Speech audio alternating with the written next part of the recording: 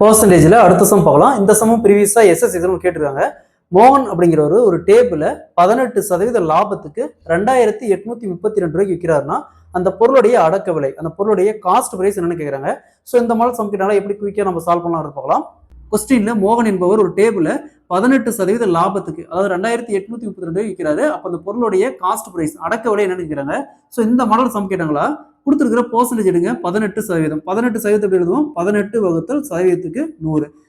So இந்த 100 அப்படிங்கிறது அடக்க விலை, அதாவது காஸ்ட் பிரைஸ். இந்த 18 அப்படிங்கிறது லாபம். ஸோ ரெண்டையும் சேர்த்தமா மொத்தமா அவர் எவ்வளவு வித்துருக்காரு, 2832. அப்ப 100 பிளஸ் 18 118க்கு 2832. ஸோ நமக்கு தேவை 100க்கு என்ன, 100க்கு என்ன, இதை அப்படியே கிராஸ் மல்டிப்ளை பண்ணுமா, 2832 இன்ட்டு 100 வகுத்தல் 118.